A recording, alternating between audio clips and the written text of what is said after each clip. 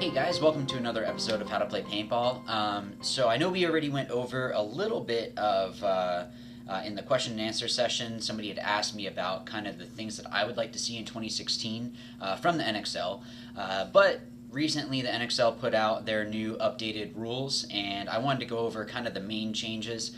These are from PB Nation, so there might be some other changes that are in there that I won't go over, so if you guys have questions about those, feel free to ask them in the comment section. But this is probably going to be split into two videos just because there is a lot to cover. And then as for the new W, or the win bunker is what they're calling it, the win, the main center bunker, and then also the mini win, I'll be going over that in a separate video just because it's probably going to need its own video. So without further ado, let's jump into it. Alright, so first off, 3-for-1s have been brought back. Pretty much this is for a gross major, and I like it. There are people that push the boundaries a little bit too much, and losing 4 bodies all at once is definitely something that's good, so I like that. Something that is a big change from last year, and really every year before that, this is something that the Millennium or the European Series has been doing for a while now, is once you're out, you have to put your hand on your head, and you can't take your hand off your head until you are back into your pit. They did say that there will be warnings, verbal warnings if you forget to, just because it's weird for us in the States to have to put your hand on your head while you're walking out. Another big change is you can't say out, hit, gone, anything like that. Once the ref, gives you the symbol that you're out, you just have to put your hand on your head and walk off. I'm not sure how I feel about that. I like and dislike it. I like the fact that everybody is going to be doing the same thing, but I guess I don't like the fact that it's probably just because I've been doing it for so long that you call out when you're out, but I do like it because it is going to stop people from cheating. Since there isn't any sideline coaching, you can't have a code for, okay, he's here or there, because out could mean one thing, gone could mean one thing, hit could mean one thing, and the refs don't know that, so it's kind of evening out the playing field. As for coaching, there is no coaching at all, so they've kept that from last year. I really like that, and even the Millennium is going to be going to no coaching, so I really like all of that. It really gives a chance for the players that are good players to show off what they can do. If you don't have somebody kind of joysticking somebody else, then they can make these big moves. That was something that with coaching, if I was going to go bunker somebody, I know in the back of my mind that as I take those first few steps out, the coach is going to say, hey, he's coming, inside, outside, whatever, and then we're most likely going to be trading. Whereas this gives the good players, a chance to go bunker somebody and be able to keep playing because they've figured out, okay, I need to go on this side of the bunker or this side of the bunker. All right, another big change is if the temperature is below 50 degrees Fahrenheit or 10 degrees Celsius, you can wear a third layer. Initially, last year and every year before that, you weren't allowed to wear more than 2 layers. So something like this and a jersey, or like a t-shirt and a jersey, compression shirt and a jersey, it just couldn't go beyond 2 layers.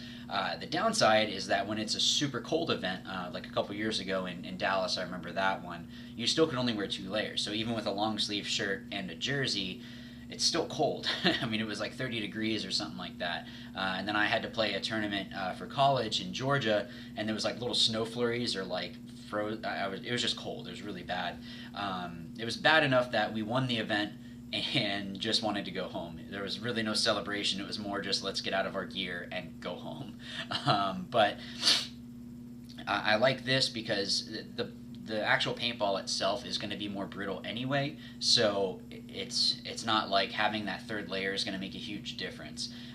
So they're just watching out for their players. But as for more changes with gear, they've made it now where you can wear your elbow and knee pads on the outside of your pants and jerseys.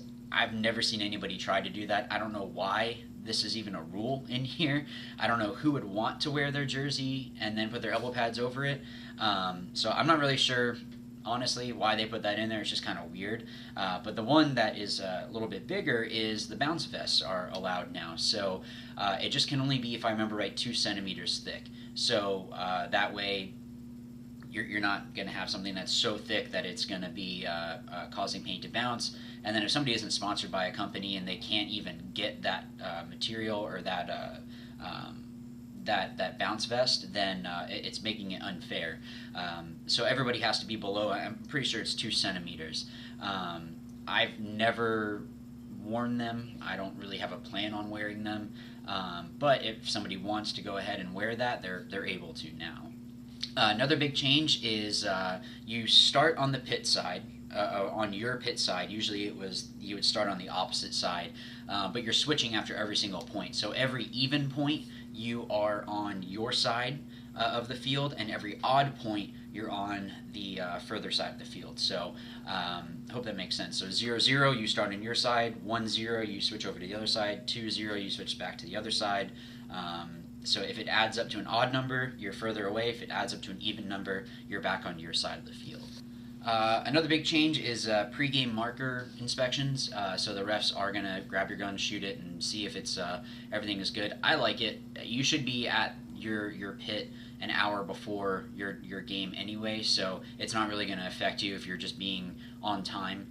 Yeah, so the refs have the chronograph as well, and any gun that's shooting, because now 10.5 BPS is the limit. So if you go 10.6 to 10.8, you receive a major penalty instead of a minor. And if you're shooting 10.9 to 12.5 BPS, it's a major and an automatic point for the opposing team. Anything above 12.5 is a major, automatic point, and an event suspension for the player that had that. You should hear the difference if you're shooting even close to 12, but as long as you're not changing things, like I said, the refs are going to be checking your gun before the match anyway, so if that's good, then you're fine. Just don't mess with your stuff. I always go a little bit below, or try to go a little bit below, so if it's 10.5, I'll set my gun if I can to 10.2, something like that, just in case there's a fast ball. For whatever reason, I just don't want, I've had penalties before with a fast gun, so I don't want to run into that issue again. In regards to fast guns, another change is now if you're shooting between 301 and 310 feet per second, it's an automatic elimination, so you're pulled out immediately. I believe after that it's a minor penalty, and then if you're shooting above that it's a major penalty. I can't remember where those increments are, but it's good that, I mean, there's pulling people right away. So you should always be chronoing between 280 and 290 anyway, maybe 295, something like that. In the 280 to 290s is the better way to say it. Again, you just don't want to have that one hot ball that comes out and now you're eliminated. It just isn't worth doing, or worth that.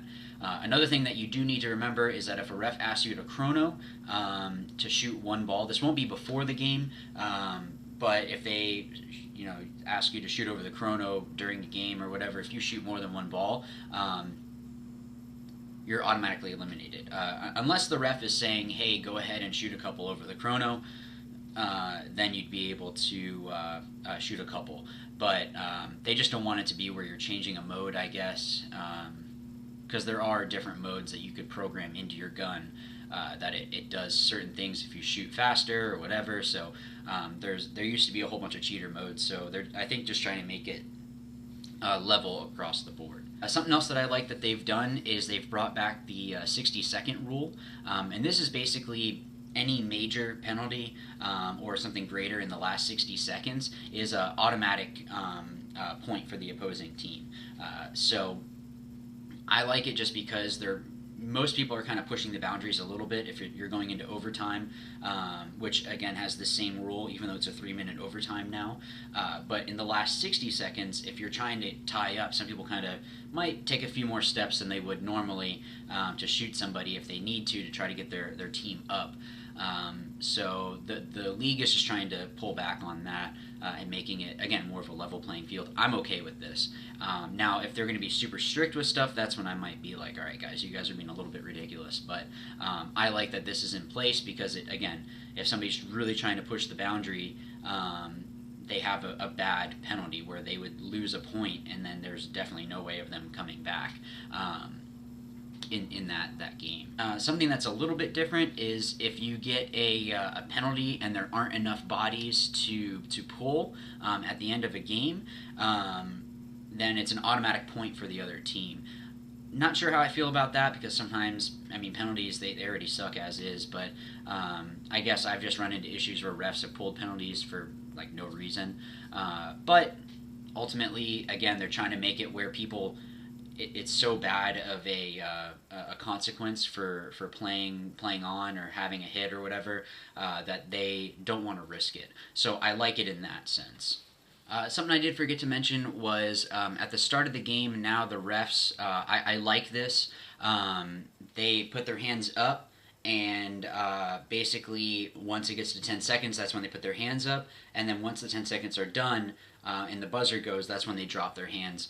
I think this will be good because some of the buzzers sound so much alike next to the fields that if the fields are a little bit close, they're not going to stop the game necessarily. They might pause it for a second and let the other one go and then say, okay, it's 10 seconds now till the buzzer. But this way you have a visual of the ref is able to watch the clock, hold their hands up, and then put their hands down once the buzzer goes. I like that because then that way I don't have to worry too much about listening for the buzzer. You should still listen for the buzzer. You never want to watch the game clock or that timeout period, just because sometimes it might be at 0 or a little bit after 0 hits that the buzzer goes off.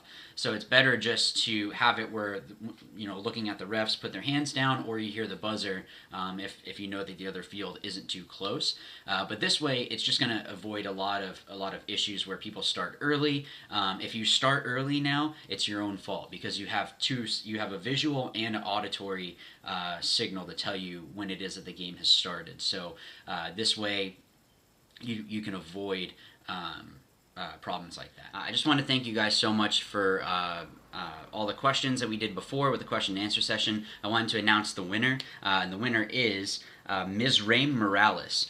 So Ms. Raim,